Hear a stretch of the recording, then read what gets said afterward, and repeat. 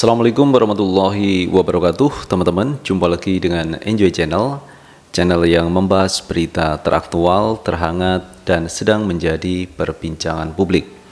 Sahabat Enjoy Channel, kali ini yang akan kita bahas mengenai Pilpres 2024, di mana hari ini sudah ada perkembangan, ada progres terbaru mengenai calon presiden yang akan bertarung di 2024. Dari sekian capres yang muncul ke publik, teman-teman, hanya satu capres yang sudah menyatakan kesiapannya maju di 2024, yaitu Prabowo Subianto. Kemarin sudah menyatakan bersedia maju menjadi calon presiden setelah ada dukungan dari DPD seluruh Indonesia dari Partai Gerindra. Ditambah lagi, teman-teman, Pak Prabowo sudah menggalang kekuatan, menggandeng satu partai lagi, yaitu PKB. PKB ini adalah yang dipimpin oleh Muhaimin Iskandar. Dan kalau kita lihat, suara yang didapat oleh PKB di 2019 kemarin adalah 9%. Sementara Partai Gerindra mendapatkan 12%. Jadi sudah ada 21%.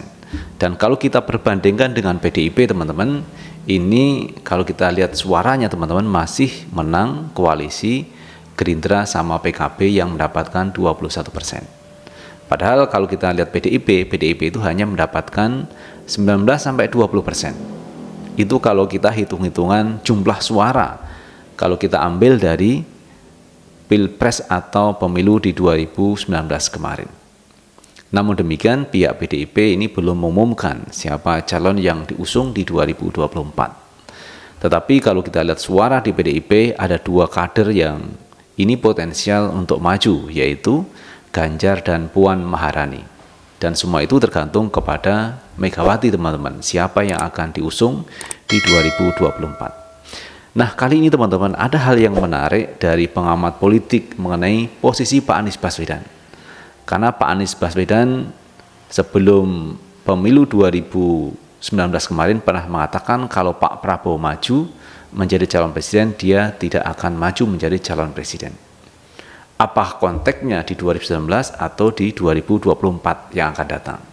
Nah, kalau 2024 ini saya pikir berbeda dengan kondisi pada waktu di 2019. Nah, teman-teman, terkait itu semua coba kita baca berita, kita ambil berita dari suara.com. Prabowo resmi maju jadi capres 2024. Pengamat mengatakan peluang Anies sirna sudah, dia pernah berjanji. Politik dan penggiat media sosial John Sitorus menyebutkan bahwa peluang Anies Baswedan untuk maju Pilpres 2024 telah sirna. Pernyataan John Sitorus itu terkait dengan Prabowo yang mengajukan diri sebagai calon presiden untuk partainya Gerindra. John Sitorus menyebut bahwa Anies sendiri pernah berjanji tidak akan melawan Prabowo di kontestasi. Dengan begini, maka peluang Anies untuk maju di Pilpres 2019 sirna sudah.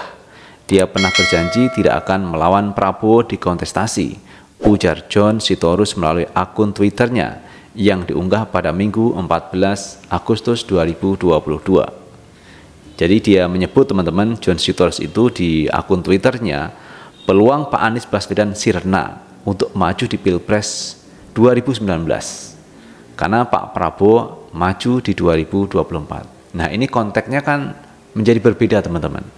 Kalau yang disebut Sitorus 2019, memang Pak Anies mengatakan demikian, tidak akan maju kalau Pak Prabowo maju. Nah, bagaimana dengan 2024? Ini kan berbeda konteksnya, kondisinya juga sudah berbeda, teman-teman. Oke, kita teruskan.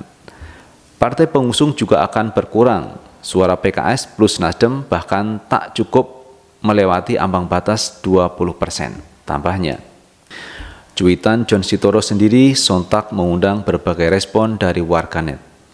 Kayaknya kalau Anies maju pada ngepir ya, segitunya janji jadul konteks Pilpres 2019 diangkat lagi, komentar warganet. Nah, ini ada bantahan dari warganet, teman-teman. Janjinya itu kan di 2019 tidak akan maju, dan benar Pak Anies tidak maju, teman-teman, karena pada waktu itu Pak Anies itu ditawari untuk maju menjadi calon presiden atau menjadi calonnya Pak Prabowo Subianto, tetapi Pak Anies menolak. Dia lebih fokus untuk mengurusi Jakarta sampai selesai. Dan akhirnya Sandiaga Uno itu teman-teman yang menjadi cawapres dari Pak Prabowo di 2019. Masih percaya Anies bakal pegang janji? Enggak, bakal nyalon kalau Prabowo ikut nyalon, imbuh warganet lain. Siapapun pemimpinnya nanti, saya hanya berdoa supaya roda pemerintah negeri ini dijauhkan dari orang jahat, tulis warganet di kolom komentar. Nasdem itu cerdas menurut saya, mereka mainkan seolah berkoalisi sama PKS, padahal itu mungkin satu cara untuk menyingkirkan dari panggung kekuasaan timpal yang lain. Diketahui sebelumnya, Ketua Umum DPP Partai Gerindra Prabowo Subianto secara resmi menyatakan bahwa dirinya kembali akan mencalonkan diri sebagai presiden di pemilu 2024. Hal itu dinyatakan sendiri oleh Prabowo dalam forum Rapat Pimpinan Nasional atau Rapimnas Partai Gerindra di SICC, Bogor, Jawa Barat pada Jumat 12 Agustus 2022. Dengan ini saya menyatakan bahwa dengan penuh rasa tanggung jawab saya menerima permohonan saudara untuk bersedia dicalonkan sebagai calon presiden Republik Indonesia, kata Prabowo. Nah itu teman-teman terkait Pak Prabowo yang maju menjadi calon presiden di 2024. Padahal kalau kita melihat histori ke belakang teman-teman, Pak Prabowo itu sudah maju ketiga kali teman-teman dari kontestasi Pilpres. Dulu pernah bersama dengan Megawati, bersaing dengan SBY waktu itu teman-teman. Tetapi nyatanya pasangan Mega Prabowo kalah melawan SBY. Kemudian berikutnya di 2014 Prabowo sama Hatta ini bersaing dengan Jokowi Yusuf Kala. Ini juga luar biasa teman-teman persaingan pada waktu itu. Tapi akhirnya Prabowo Hatta kalah melawan Jokowi Yusuf Kala. Kemudian diulang lagi teman-teman di 2019. Prabowo bersama Sandiaga Uno melawan Jokowi Ma'ruf Amin. Tetapi pada endingnya yang menang adalah Jokowi Ma'ruf Amin. Nah kemudian apakah di 2024 Prabowo akan maju? Ternyata dijawab iya, Prabowo maju lagi. Berarti nanti kan sudah ada 4 kalinya teman-teman. Kalau menang luar biasa, tetapi kalau kalah ini sudah mengoleksi 4 kekalahan Pilpres. Apakah nanti di tahun-tahun berikutnya akan maju lagi? Saya pikir ini kan sudah waktunya teman-teman. Pak Prabowo ini tidak perlu maju menjadi calon presiden. Karena memang umur kemudian pengalaman yang cukup banyak sebaiknya menjadi guru bangsa. Ridho dan rela menyerahkan calon presiden itu kepada yang lebih muda, yang lebih energik. Apalagi sekarang teman-teman sudah ada calon yang saya pikir cukup potensial. Ada Anies Baswedan sebagai Gubernur DKI Jakarta punya pengalaman untuk itu. Kemudian Ganjar Pranowo, Gubernur Jawa Tengah 2 periode yang juga punya pengalaman. Nah, orang-orang seperti ini saya pikir lebih kompeten dalam kontestasi Pilpres teman-teman, apalagi pengalaman juga punya. Tetapi memang tidak menyampaikan Pak Prabowo Subianto. Pak Prabowo juga sukses menjadi Menteri Pertahanan, Pak Prabowo juga sukses memimpin Partai Gerindra sehingga Partai Gerindra menjadi besar. Itu kita tidak pungkiri teman-teman. Namun demikian kalau saya melihat dengan rekam jejak Pak Prabowo sebagai calon presiden yang sudah 3 kali kalah, apa sebaiknya tidak perlu maju teman-teman. Apalagi koalisi yang dibangun kemarin adalah dengan PKB, Partai Kebangkitan Bangsa, di mana di sana ada Muhaimin Iskandar yang menjadi ketua umumnya.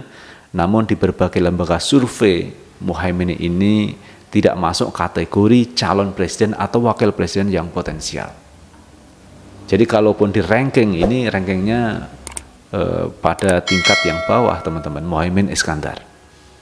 Dan kalau misalnya Pak Prabowo nanti memang benar-benar menggandeng Muhaimin sebagai cawapresnya, maka banyak pengamat yang mengatakan Pak Prabowo akan bisa mengalami kekalahan yang berikutnya. Namun demikian ada juga yang mengusulkan Pak Prabowo itu sebaiknya berduet dengan Khofifah Indar Parawansa yang cukup kuat masanya di tubuh Nahdlatul Ulama. Tetapi kalau Pak Prabowo nanti bergandeng dengan Muhaimin Iskandar, ini ada yang mengatakan kekalahan Pak Prabowo yang berikutnya, mengoleksi 4 kekalahan. Itu berdasarkan analisa dan pendapat dari pengamat teman-teman. Tetapi ada juga yang mengatakan Pak Prabowo mendapatkan suara 12% di pemilu 2019. Itu berkat dari dukungan umat Islam.